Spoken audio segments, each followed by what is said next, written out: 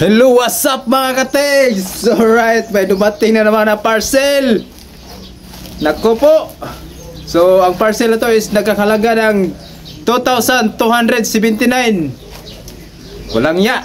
So, ito pala ay isang engraved picture. So, na-order ko to sa sa GRY Engraver. So, nakabase daw sila sa Mindanao. Tapos, titingnan natin kung maganda pa para hindi na mag-order ulit. Budol price sila eh. So, nabubudol tayo sa presyo kasi ang usapan namin kasi nanghingi ako ng tawad. Baka may list pa. So, dahil daw naka-promo sila, so, naging 2.5 yung 2,799. Kaso hindi ko napansin yung pag-confirm yung order confirmation, may price pala. Nag-okay nga ako kasi nag-promo sila 2.5 daw eh. Kasi daw naka-promo sila today. So, tingnan natin yung yung picture.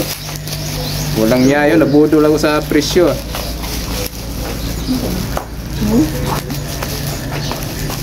So, palibot sa isang gano'n na ay! Ay, talaga. Pupo. Gano'n naman din ito. Lala. Wani, 2,000 tapin. Napisin ang bukod karon 2,000 tapin sila. Picture. So, engraved picture. Engraved picture galing sa GRY Engraver. So, pag kayo ay nag-order sa GRY Engraver,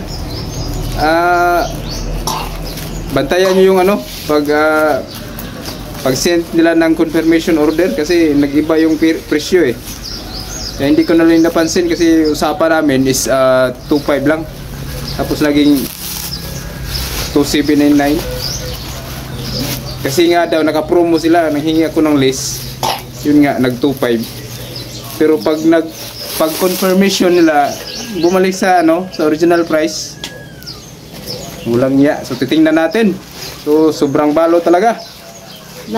Ayun Ayun.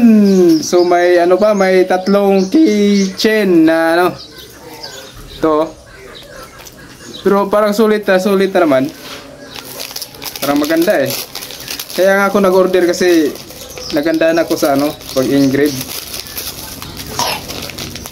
Iba kasi ito eh, pag sa frame lang, tapos yung laminated na picture, pag nabasa, mapi-fade lang yun.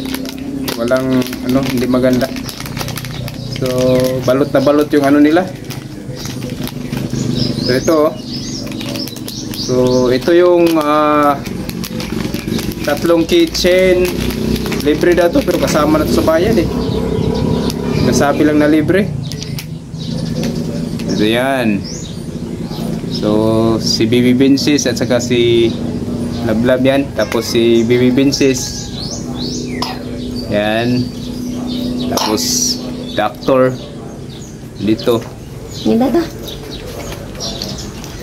Right. So andito yung pinaka-main picture na pina-engrave natin. No?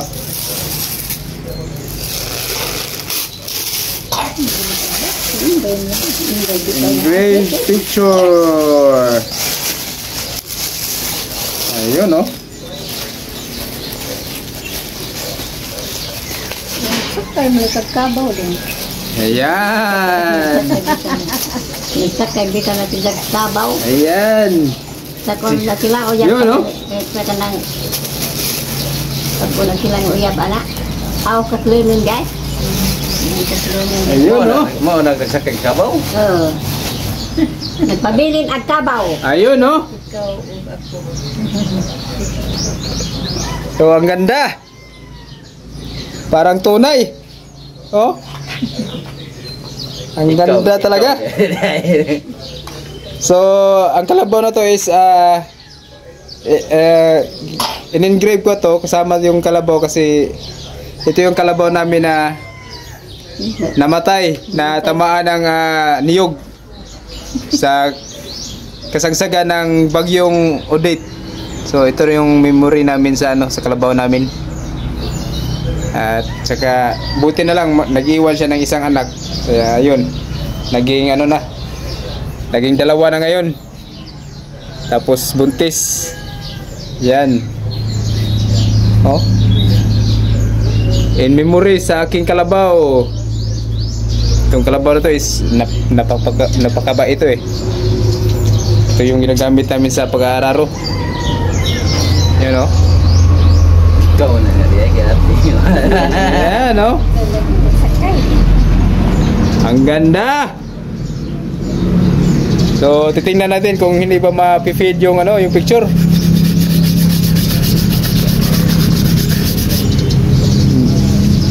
Oh, hindi na i-feed, walang samang bakas. Oh. Hindi na i-feed yung picture natin. Sobrang ganda talaga.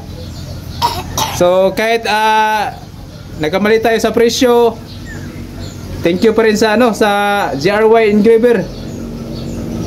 So suggest ko lang pag nag-order kayo, check nyo muna yung price pag order confirmation na, kasi nag-iba yung price nila eh.